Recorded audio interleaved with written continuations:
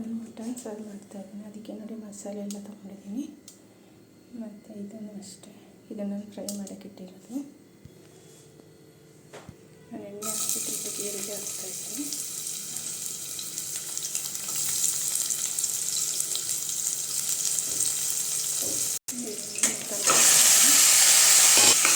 ಚೆನ್ನಾಗಿ ಮಿಕ್ಸ್ ಮಾಡಿ ನೀರು ತಪ್ಪಕ್ಕೆ 2 ಸ್ಪೂನು ಎಣ್ಣೆ ಹಾಕಿಕೊಂಡು ಹಾಕ್ತಾರೆ. ಬೇಡ ಹಾಕ್ತಾರೆ ಕಾಲು ಶುಂಠಿ ಮಟನಲ್ಲಿ ಇಷ್ಟು ಬಂದಿರಲಿ.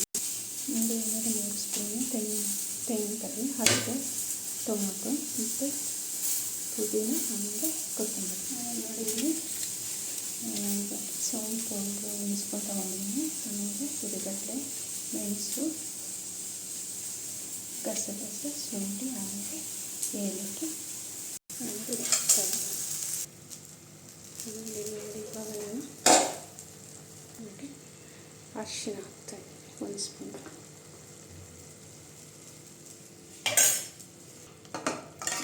ಮಿಕ್ಸ್ ಮಾಡಿ ಉಪ್ಪರಿಕೆ ಮಾಡಿದಾಗ ಆಫ್ ಮಾಡಿಬಿಟ್ಟು ಗ್ಯಾಸು. ಧನಿಯಾ ಪುಡಿ 2-3 ಸ್ಪೂನ್ ಹಾಕ್ತಾರೆ. ಆಫ್ ಮಾಡಿಲ್ಲ ಅಂದರೆ ಅದು ಸೀದೋಗ್ಬಿಡುತ್ತೆ, ಅದಕ್ಕೋಸ್ಕರ ಆಫ್ ಮಾಡಬೇಕು. ಈಗ ನಾನು ಕಟ್ ಮಾಡಿದಂಥ ಪುದೀನ ಆಮೇಲೆ ಕೊತ್ತಂಬರಿ ಹಾಕ್ತಾಯಿದ್ದೀನಿ. ಅದನ್ನು